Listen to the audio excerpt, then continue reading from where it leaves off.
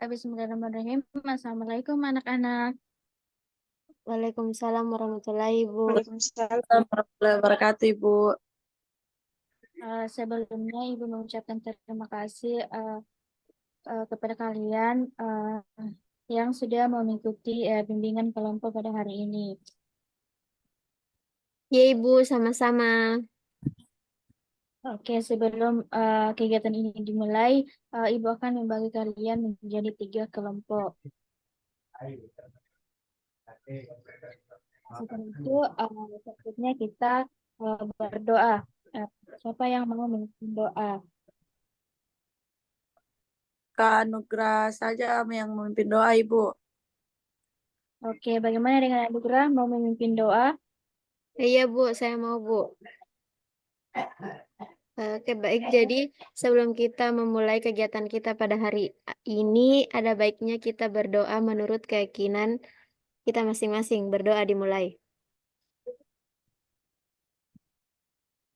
Berdoa selesai. Baik, sebelumnya Ibu mengucapkan terima kasih kepada Anugrah yang mau memimpin doa. Bagaimana kabarnya anak-anak hari ini? Baik Bu. Baik, Bu. Apakah anak-anak sekalian sudah siap menerima layanan dari Ibu? Siap, Siap Bu. Ibu.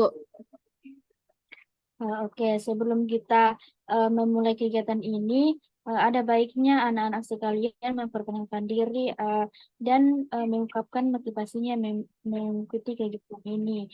Karena ada pepatah yang mengatakan bahwa tak kenal maka tak sayang. Jadi, siapa yang ingin memperkenalkan diri terlebih dahulu? Saya, Ibu. Oke, silahkan. Halo teman-teman semuanya, perkenalkan nama saya Tasha.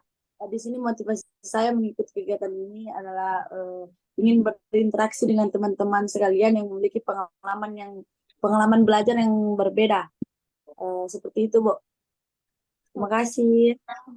Sama-sama. Saya Bu, perkenalkan nama saya Anugrah. Motivasi saya mengikuti kegiatan ini yaitu saya ingin memahami gaya belajar saya agar dapat belajar lebih efektif dan efisien, Ibu.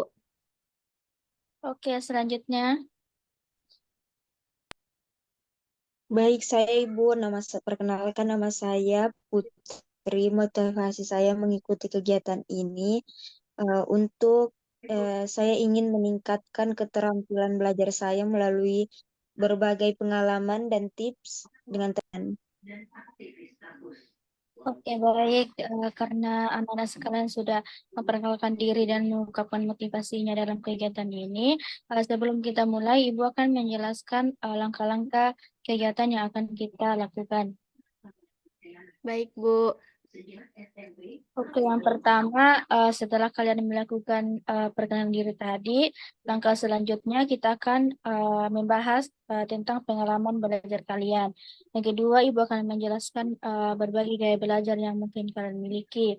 Setelah itu, kalian akan berbagi pengalaman terkait gaya belajar masing-masing. Dan yang terakhir, kita akan merefleksikan pengalaman belajar kalian dan mendiskusikan cara-cara mengoptimalkan gaya belajar kalian. Nah, adapun tujuan dari kita laksanakan bimbingan kelompok ini agar anak-anak sekalian dapat mengetahui tentang gaya belajar yang kalian miliki. Apakah anak-anak sekalian sudah mengerti?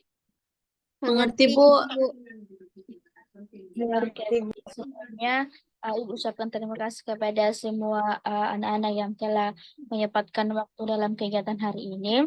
Namun sebelum itu kita sepakati waktu selama 90 menit. Apakah semuanya sudah setuju? Iya, Bu, setuju.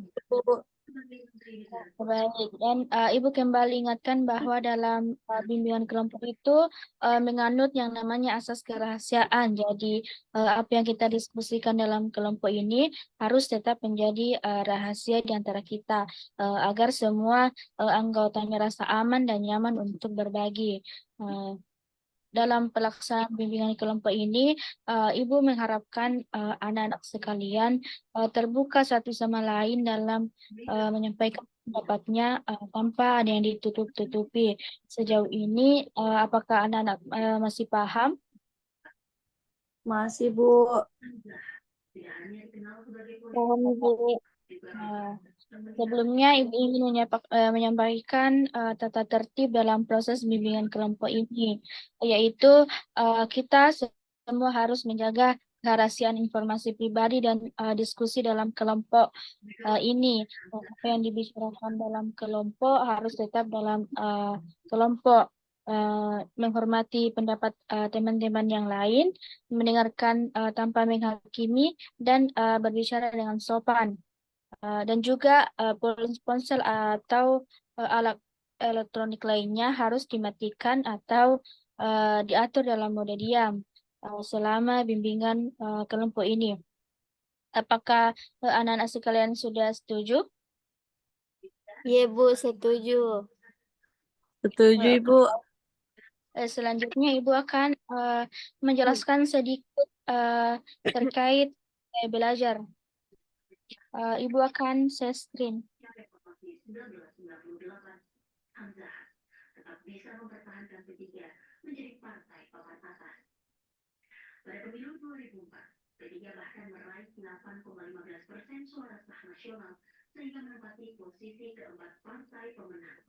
Nah, gaya belajar. Ada yang tahu apa itu gaya belajar?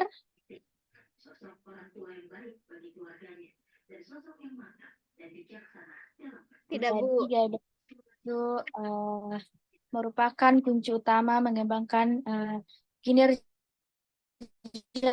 dalam pekerjaan di sekolah dan situasi-situasi antara pribadi. Adapun macam-macam gaya belajar yaitu gaya belajar visual, gaya belajar auditori, dan gaya belajar kinestetik. Gaya belajar visual itu lebih banyak menggunakan indera mata sebagai alat untuk menyerap informasi. Yang kedua itu gaya belajar auditori. Gaya belajar auditori ini gaya belajar yang menggunakan telinga sebagai alat untuk menyerap informasi yang masuk. Yang ketiga itu gaya belajar kinestetik. Gaya belajar ini lebih menekankan kepada praktik langsung atas apa yang sedang dipelajari. Ciri-ciri gaya belajar visual itu rapi dan teratur, berbicara dengan cepat, teliti terhadap detail, pengajar yang baik dan dapat melihat kata-kata yang sebenarnya dalam pikiran mereka. Ciri-ciri gaya belajar auditorial itu mudah terganggu oleh keributan, menggerakkan bibir mereka dengan mengucapkan tulis sandi buku ketika membaca, dan juga senang membaca dengan keras dan mendengarkan. Untuk ciri-ciri gaya belajar kinestetik itu sendiri, yaitu selalu orientasi pada fisik dan banyak gerak, mempunyai perkembangan awal otot-otot yang besar, dan juga belajar melalui manipulasi dan praktik. Nah, untuk strategi gaya belajar visual, yaitu belajar dengan gambar, diagram, dan peta, dan juga membuat coretan simbol tanda-tanda penting. Untuk strategi gaya belajar auditori, yaitu membaca dengan suara atau cerita, menulis ulang yang dipelajari atau ringkasan. Untuk strategi gaya belajar kinestetik itu sendiri, yaitu melakukan praktek, drama permainan, aktivitas lapangan, dan menggunakan model atau alat praktik. Itulah tadi materi yang sempat Ibu paparkan.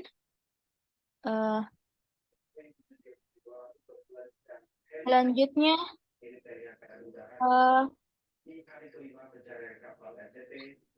Jadi hari ini kita akan melaksanakan kegiatan bimbingan kelompok. Nah, di sini apa ada yang pernah melakukan bimbingan kelompok? Belum pernah, Ibu. Belum pernah Ibu. Ibu. Jadi Ibu jelaskan sedikit. Jadi bimbingan kelompok itu adalah salah satu layanan dalam bimbingan dan konseling yang terdiri dari pemimpin kelompok, di mana ibu sendiri dan anggota kelompok yaitu anak-anak sekalian. Di sini kita akan membahas terkait gaya belajar. Apakah sejauh ini anak-anak masih paham? Paham Bu. Paham, Bu. Paham, Bu. Baik, dalam bimbingan kelompok ini kita eh,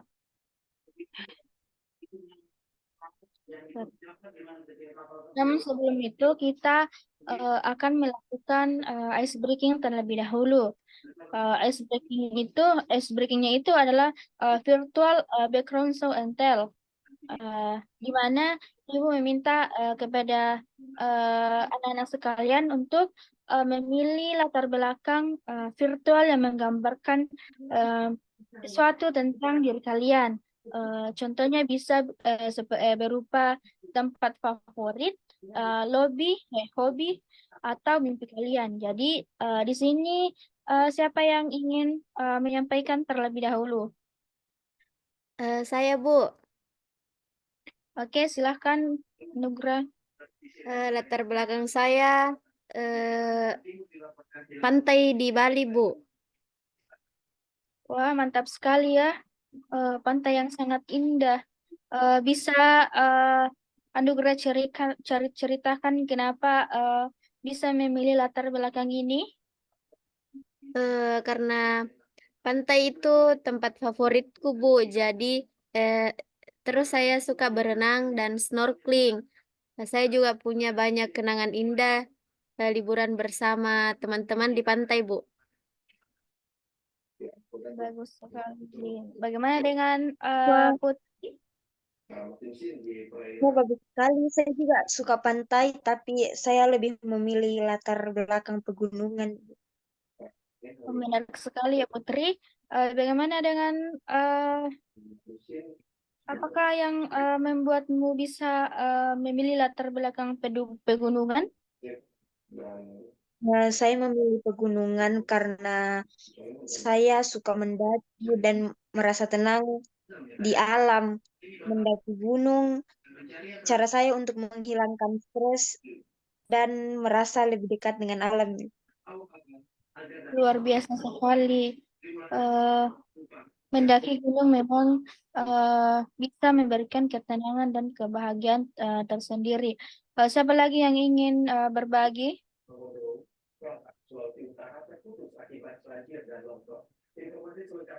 Bagaimana dengan eh, ya? Baik Bu, sebelumnya latar belakang saya mungkin kedua-duanya mulai dari pantai, sunset, dan pegunungan. Alasan saya pilih latar belakang itu seperti yang dikatakan Putri, saya kebetulan hobi saya melihat alam dan kebetulan akhir-akhir ini organisasi saya itu ada mendaki gunung dan eh, itu Bu apa suka ngepantai. Ya, sunset. Oke, Terima kasih Bu. mantap sekali ya. Mantap sekali dari latar belakang kalian. Sekarang Ibu ingin mengajak kalian untuk berbagi pengalaman kalian dalam belajar.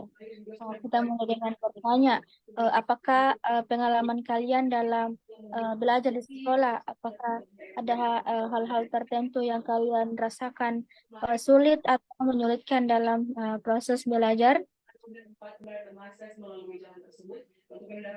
Eh, saya suka membaca buku, Bu, tapi kadang saya merasa kesulitan memahami materi yang terlalu banyak jika hanya membaca. Kadang saya lebih cepat paham kalau eh, berdiskusi tentang materi yang dijelaskan. Oke, terima kasih Putri dari pengalaman kamu. Bisa kita lihat bahwa ada tantangan ketika hanya mengandalkan membaca buku untuk belajar. Eh, ada yang ingin menambahkan atau berbagi pengalaman serupa? Saya, Bu, kalau saya sering Kak merasa bosan kalau mendengarkan penjelasan yang panjang, Bu.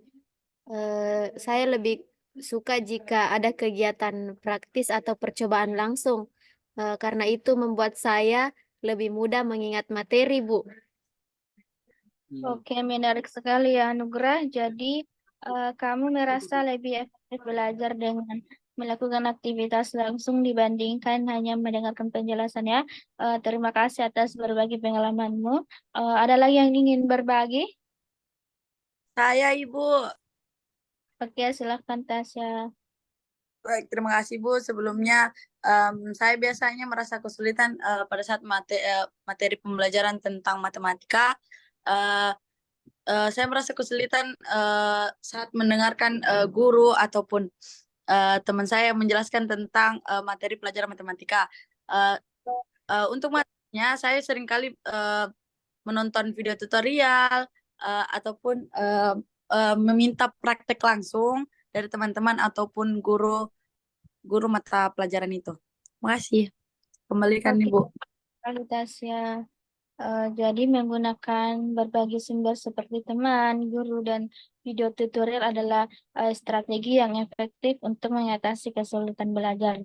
Nah, baiklah anak-anak, karena kita sudah membahas pengalaman kalian dalam belajar di sekolah. Selanjutnya, Ibu meminta kalian semua menceritakan gaya belajar apa yang paling efektif untuk kalian dan bagaimana kalian bisa menerapkannya dalam kegiatan belajar sehari-hari. Kita mulai dari Tasya. Oke Bu, tentu Bu. Saya merasa gaya belajar saya adalah visual.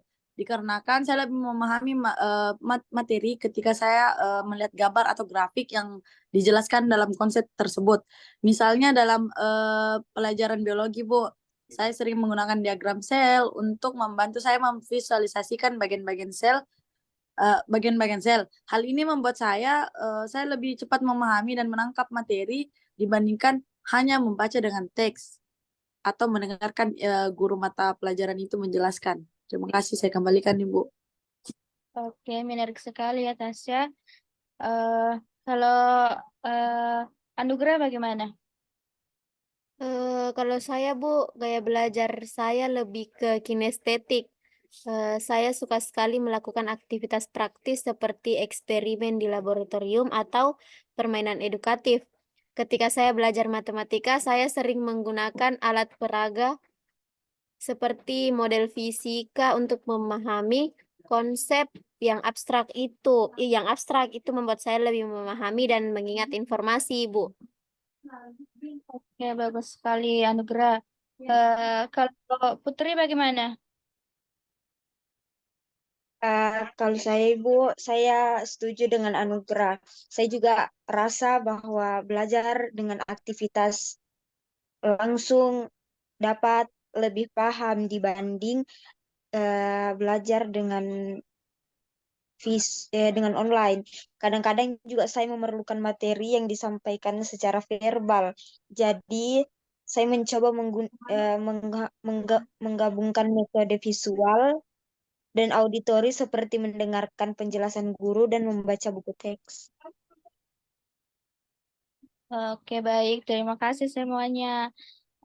Dari diskusi ini kita bisa melihat betapa beragamnya gaya belajar yang ada dan bagaimana dari kita masing-masing bisa menemukan cara terbaik untuk belajar. Nah, selanjutnya kita akan melakukan aktivitas analisis kasus untuk lebih memahami berbagai gaya belajar. Uh, nah, Ibu telah menyiapkan 3 kasus berbeda yang berkaitan dengan gaya belajar. Nah, setiap kasus akan dianalisis oleh satu anggota kelompok dan anggota kelompok yang tersisa akan menyimpulkan hasil analisis dari kelompok lain. Nah, apakah anak-anak sudah paham? Iya, paham, Bu. Iya, Bu. Oke, baik. Ibu akan share screen dulu kasusnya.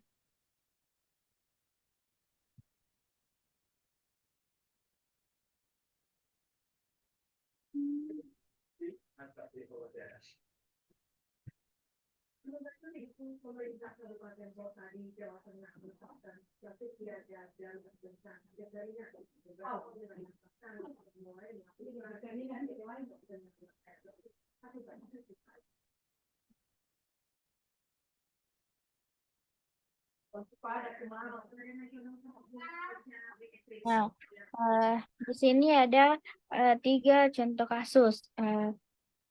Di mana kasus pertama itu Rina merupakan seorang siswa yang sangat suka belajar dengan aktivitas praktis. Dia merasa kesulitan dalam mata pelajaran teori yang memerlukan banyak membaca dan hafalan. Dalam ujian terakhir, dia merasa kurang memadai karena tidak bisa memvisualisasikan materi dalam bentuk praktis. Untuk kasus kedua, Andi adalah seorang siswa yang sangat mengandalkan metode visual untuk belajar. Dia merasa frustasi karena tidak ada banyak bahan ajar yang berbentuk gambar atau diagram di pelajaran matematika. Dia merasa kesulitan untuk memahami konsep-konsep abstrak hanya dengan membaca teks. Nah, untuk kasus ketiga itu, Budi merupakan seorang siswa yang lebih suka belajar dengan berdiskusi dan mendengarkan penjelasan.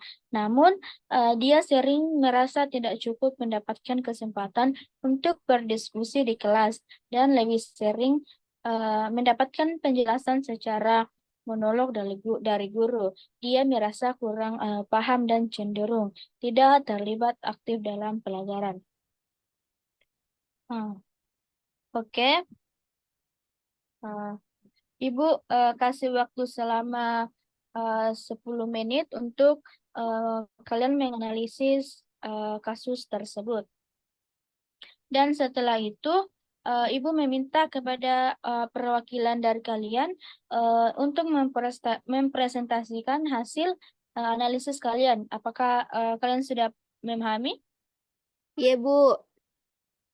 Paham, Bu. Oke.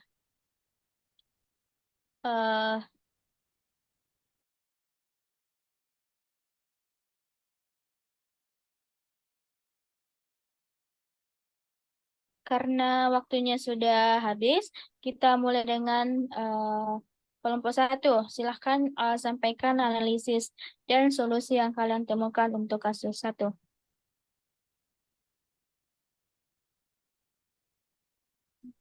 Baik, terima kasih Bu atas kesempatannya. Untuk kasus yang pertama itu Bu, saya melihat bahwa Rina mungkin lebih efektif belajar dengan cara-cara yang melibatkan praktik dikarenakan yang melibatkan praktik langsung ataupun alat peraga dikarenakan mungkin Rina menerima atau meminta guru untuk menggunakan metode pengajaran yang melibatkan aktivitas praktis atau eksperimen sederhana yang dapat membantu memahami materi yang dijelaskan. Terima kasih, saya kembalikan Ibu. Oke, terima kasih Tasya. Sekarang kita lanjutkan ke kelompok 2. Silakan presentasikan analisis kalian untuk kasus kedua. Baik, Bu. Dari saya, Andi mungkin bisa memanfaatkan sumber belajar tambahan seperti video tutorial yang menyajikan konsep-konsep matematika secara visual. Dia juga bisa meminta materi tambahan berupa diagram atau grafik dari guru. Oke, terima kasih. Yang terakhir, kepada kelompok 3, silakan sampaikan analisis untuk kasus yang ketiga. Baik, Bu. Jadi untuk kasus 3, Budi bisa mencoba untuk lebih aktif dalam kelompok diskusi kecil atau forum belajar di luar sekolah. Dia juga bisa mengajukan pertanyaan selama pelajaran untuk mendapatkan penjelasan lebih dan untuk berdiskusi dengan teman sekelas atau guru. Oke, terima kasih kepada semua anggota kelompok yang sudah eh, berpartisipasi. Selanjutnya, Ibu meminta kepada eh, perwakilan dari kalian untuk menyimpulkan hasil analisis kalian tadi.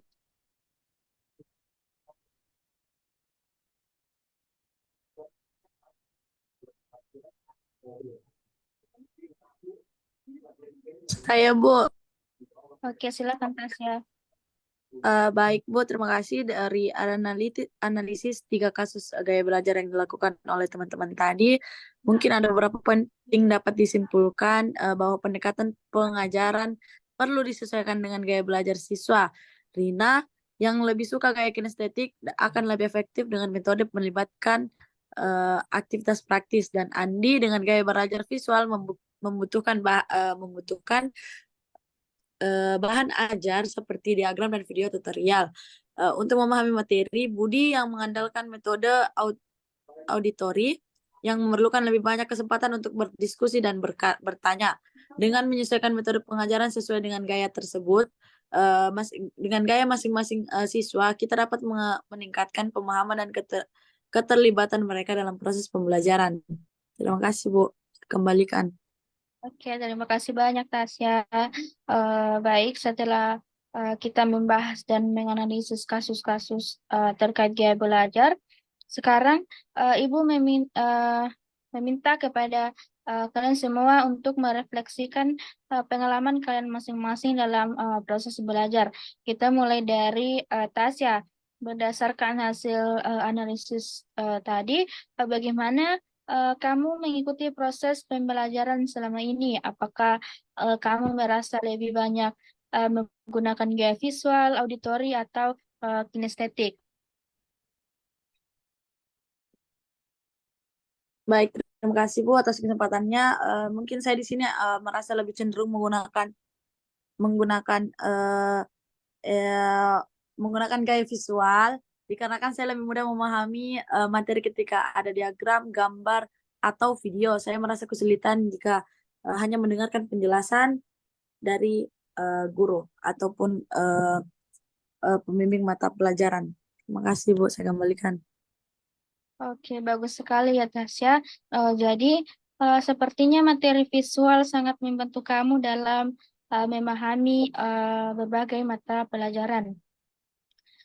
Bagaimana dengan Putri? Apakah eh, apa yang kamu rasakan tentang gaya belajar kamu? Saya lebih mudah memahami materi ketika saya mendengarkan penjelasan dari guru atau berdiskusi dengan teman. Saya sering merasa kurang fokus jika hanya membaca teks tanpa adanya penjelasan verbal, Ibu. Oke, terima kasih banyak Putri. Jadi, diskusi dan penjelasan verbal merupakan metode yang efektif untukmu. Selanjutnya, bagaimana dengan Anugrah? Apakah kamu merasa lebih banyak menggunakan gaya kinestetik? Iya benar Bu, saya merasa lebih mudah belajar ketika saya terlibat dalam aktivitas fisik atau praktek secara langsung Bu. Belajar dengan hanya membaca buku atau mendengarkan penjelasan terasa sangat membosankan bagi saya Bu. Oke, bagus sekali ya Anugrah. Jadi, gaya belajar kinestetik sangat membantu kamu dalam memahami materi. Dari refleksi ini, kita dapat melihat betapa pentingnya menyelesaikan metode belajar dengan gaya belajar kalian masing-masing. Selanjutnya, apakah ada yang ingin menambahkan atau membagikan tentang pengalaman kalian dalam belajar? Sudah tidak ada Bu. Oke, sekarang Ibu akan membagikan instrumen gaya belajar dalam bentuk lembar kerja peserta didik atau LKPD.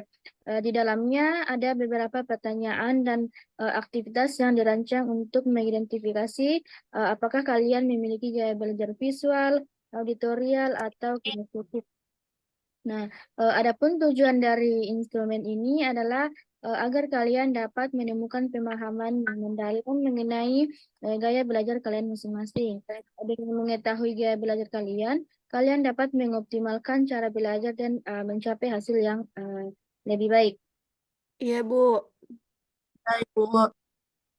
Baiklah anak-anak, sekarang setelah kalian semua mengisi instrumen gaya belajar, saatnya kita melihat hasilnya bersama-sama.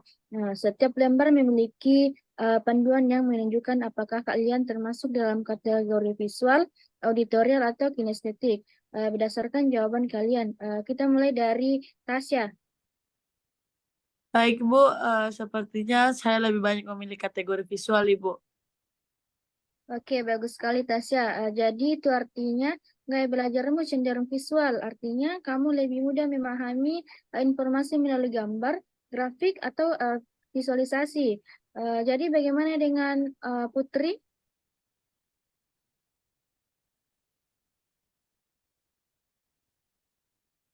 Saya lebih memilih kategori auditorial, Bu.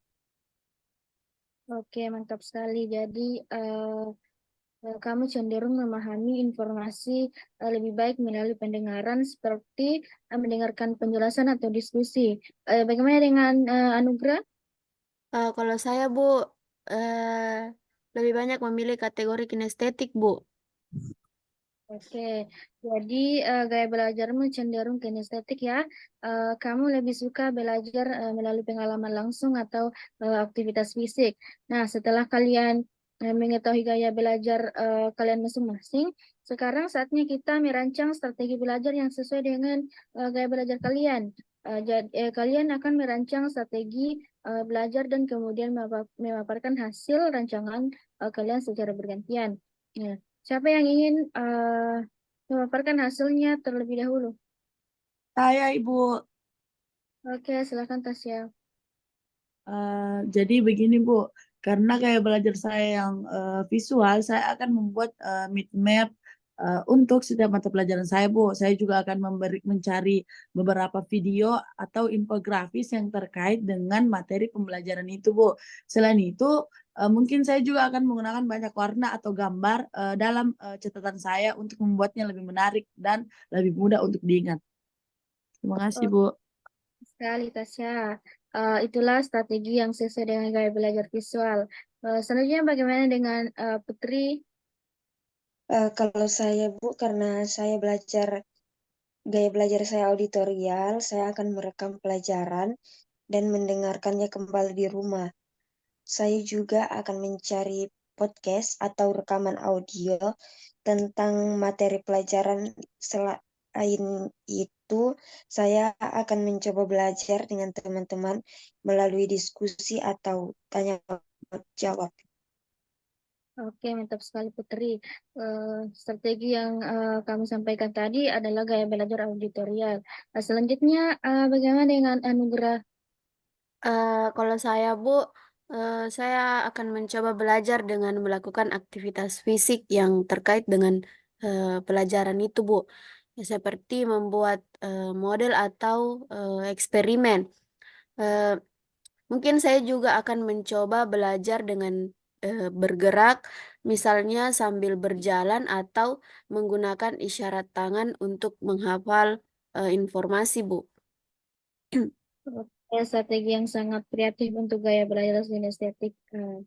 Setelah mengetahui gaya belajar kalian dan merancang strategi belajar yang sesuai, sekarang Ibu ingin tahu apa yang akan kalian lakukan untuk merealisasikan strategi tersebut.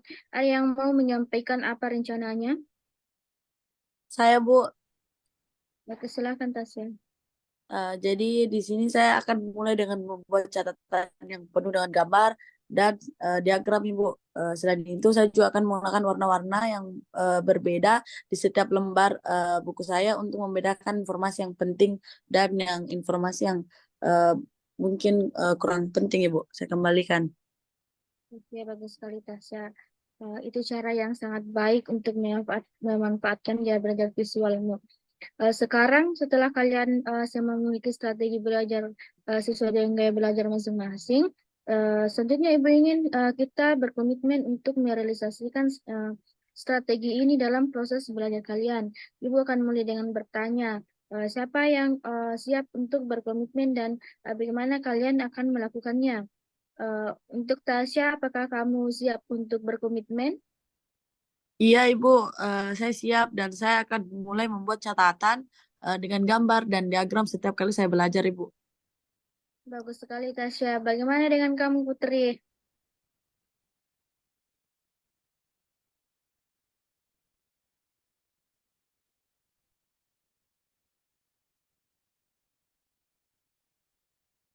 Bagaimana Putri? Eh, saya juga siap, Bu. Saya akan merekam pelajaran dan mendengarkannya kembali di rumah. Oke, sangat baik sekali Putri. Anugerah bagaimana denganmu?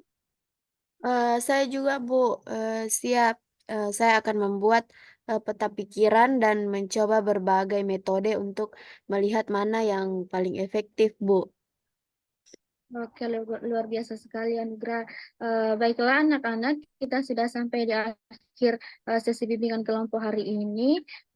Ibu sangat senang melihat komitmen dan antusias kalian dalam merancang strategi belajar sesuai dengan gaya belajar kalian masing-masing. Nah, sekarang Ibu ingin kita melakukan refleksi tentang apa yang kita pelajari dan capai. Untuk itu, Ibu akan membagikan lembar penilaian hasil kepada setiap orang. Lembar ini akan membantu kalian merefleksikan hal-hal yang kalian dapat selama kegiatan, seperti pemahaman tentang gaya belajar kalian dan strategi yang telah dirancang. Baik, Bu.